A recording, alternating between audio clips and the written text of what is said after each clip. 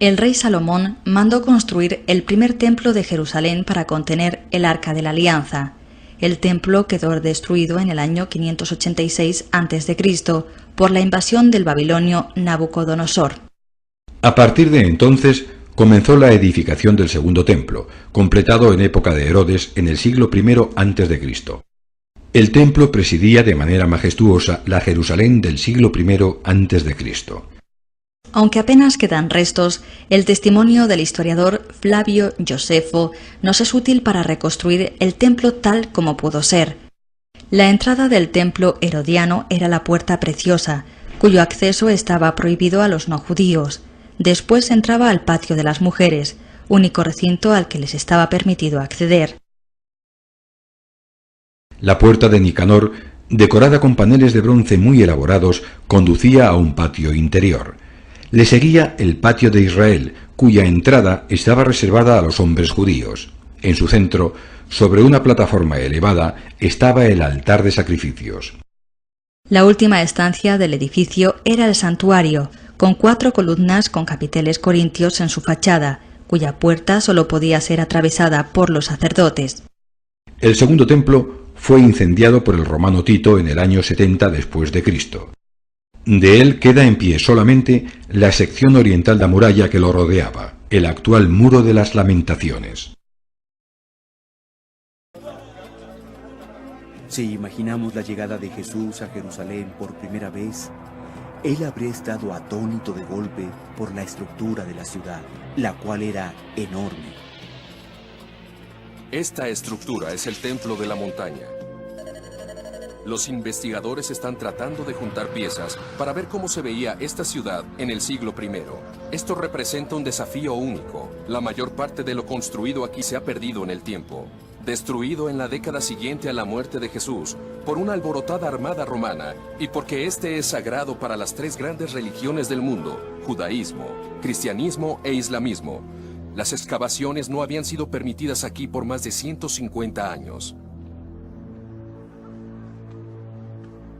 Sin embargo, a través del trabajo casi detectivesco y el estudio de antiguos registros, es nueva la posibilidad de reconstruir el templo de la montaña como Jesús lo conoció y descubrir los secretos de esta construcción.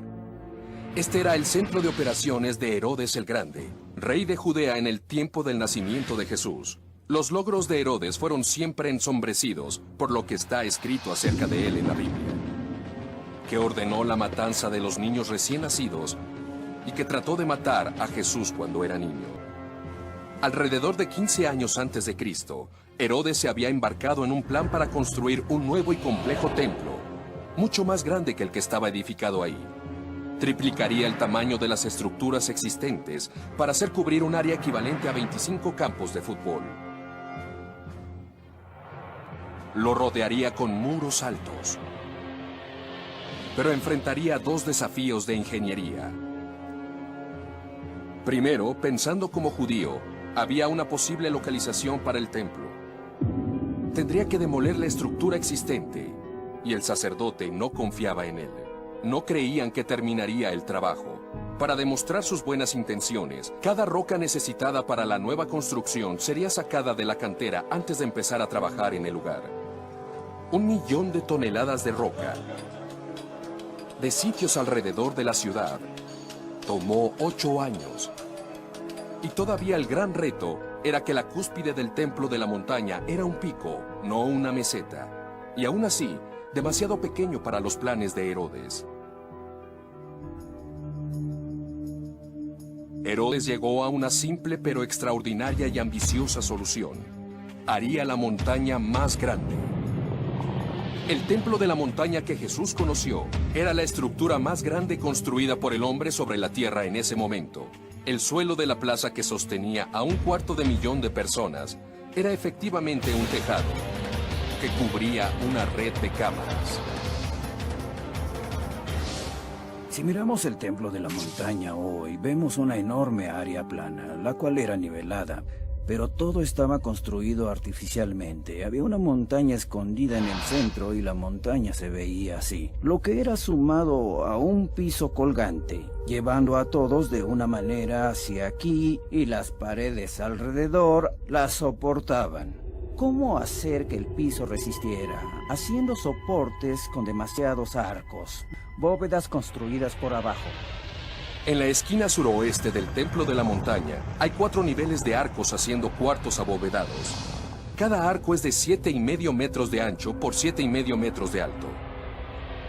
La técnica de la construcción de arcos era muy conocida en los tiempos de Herodes. Los romanos usaron esto extensivamente. Lo que es diferente aquí es que los hombres de Herodes no utilizaron concreto, pero sí la roca caliza local. El resultado era una pieza de ingeniería perfectamente ejecutada con 3 grandes ventajas. Esta era fuerte, tan fuerte para soportar el peso de 10,000 peregrinos. Era muy durable. Esto ayudó a que casi durara para siempre. Estamos viendo el edificio 2000 años después y todavía está aquí. Fuerte y muy impresionante. Era también ligero. Si Herodes hubiera intentado la alternativa de llenar este espacio con tierra o cascajo, el peso retenido en las paredes hubiera sido demasiado grande. Ellos tendrían que haberlo hecho más espeso o habrían colapsado. Las paredes que rodeaban el Templo de la Montaña eran vastas. Eran de 4,5 metros de espesor y subían hasta la plaza, teniendo una altura de más de 37 metros, hechas de bloques de roca, tallados a mano. Los albañiles eran tan experimentados que el espacio entre las rocas no dejaba pasar el aire. Esta sección de la pared ha estado aquí durante 2000 años, pero los ingenieros nos dicen que no usaron el mortero para sostener todos los bloques juntos. 18,000 personas fueron empleadas para la construcción de estas paredes. El trabajo empezó 15 años antes del nacimiento de Jesús. Esto iba a continuar 8 años después. El complejo, como lo conoció Jesús, era la construcción más grande del mundo. Pero ahora podemos recrear cómo se veía completo. La más larga construcción sobre la tierra. Pero en el tiempo de Jesús, los trabajadores no tenían camiones o removedores de tierra. La transportación requirió una combinación de fuerza bruta y una ingeniería innovadora. El Dr. Ronnie Reich, arqueólogo, ha recreado una solución que los constructores usaron. Esta fue llamada matágenes. Este es un simple pero efectivo sistema. Los bloques venían en un eje entre 2 ruedas. 10 hombres podrían rodarlo y cada uno de ellos movería 410 kilos de roca. Este es el curso de una carga que una simple persona no podía cargar por sí sola. Así que con este dispositivo era fácil moverla. Cuando las rocas habían sido llevadas al sitio, todavía tenían que maniobrar en el lugar. En promedio cada una pesaba por lo menos 10 toneladas, pero grúas muy rudimentarias fueron usadas para levantarlas. Aquí habrían construido un tripié con cuerdas y poleas, y las cuerdas podrían levantar con niveles. Con 8 hombres trabajando podríamos levantar esta roca 1, 2 o 3 metros de alto y luego bajarlas fácilmente. Luego habría sido magnífico. Pero un aspecto de la construcción del templo siempre ha sido un misterio. El escritor Josefo dice que el templo fue cubierto por mármol y oro, y que a la distancia parecía una capa de nieve en la montaña, reluciendo con el sol. Pero algunos investigadores modernos encontraron esto difícil de creer. Jailel Geba tal vez encontró la respuesta. Muy profundo, debajo del nivel de las calles del Jerusalén contemporáneo, excavó las preservadas ruinas de la casa de una persona rica.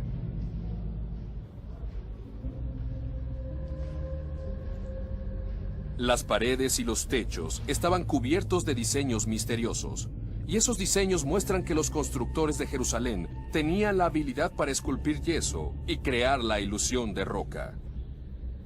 Parecía posible entonces. Las fachadas del santuario fueron creadas usando una muy hábil técnica.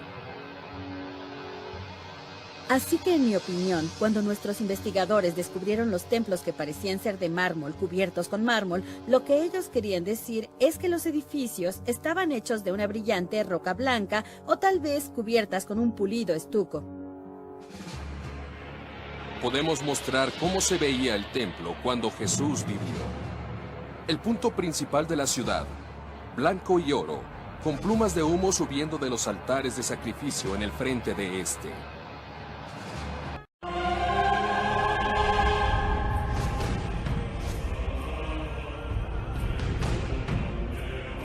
El primer templo de Salomón fue construido en Jerusalén alrededor del año 960 a.C. Era en él que quedaba el Arca de la Alianza. De acuerdo con la Biblia, la construcción del gran templo era un deseo de David, el rey de Israel. Antes de dejar el trono para su hijo Salomón, David juntó las reservas del reino y las ofreció para la construcción. Fueron 100,000 talentos de oro, 1,000,000 de talentos de plata, hierro y cobre en gran cantidad. Además de eso, ofreció su tesoro particular, 3,000 talentos de oro más 7,000 talentos de plata refinada. Un talento de oro equivale a 36 kilos de plata. Por tanto, el rey David donó un total de 360,000 kilos de oro y plata, que corresponde a un valor de 5 billones de dólares. Los príncipes también contribuyeron con oro, con el valor de 5,000 talentos. Se dieron también 10,000 talentos de dáricos y 10,000 talentos de plata, como también hierro y cobre. En los días actuales, el total de esas donaciones sería más de 48 billones de dólares. David recibió orientaciones detalladas por el propio Dios cómo debería ser la construcción. Los materiales usados en el templo fueron esencialmente piedras y madera de buena calidad. El techo y todos los utensilios eran revestidos de oro. El templo propiamente dicho medía aproximadamente 27 metros de largo y 9 metros de ancho por 13,5 metros de altura. Estaba dividido en dos partes: el Santísimo Lugar, que medía 9 metros de largo, y el Santo Lugar, que medía 18 metros. 4 siglos después, el templo fue destruido por los invasores babilónicos. El Arca de la Alianza desapareció y hasta hoy su desaparición es un misterio. Años después, el templo fue levantado, pero el llamado Segundo Templo también fue destruido por los conquistadores romanos en el año 70 después de Cristo. Hoy, la única parte levantada que restó de la construcción es el Muro de las Lamentaciones, considerado por millones de judíos y cristianos de todo el mundo como sagrado.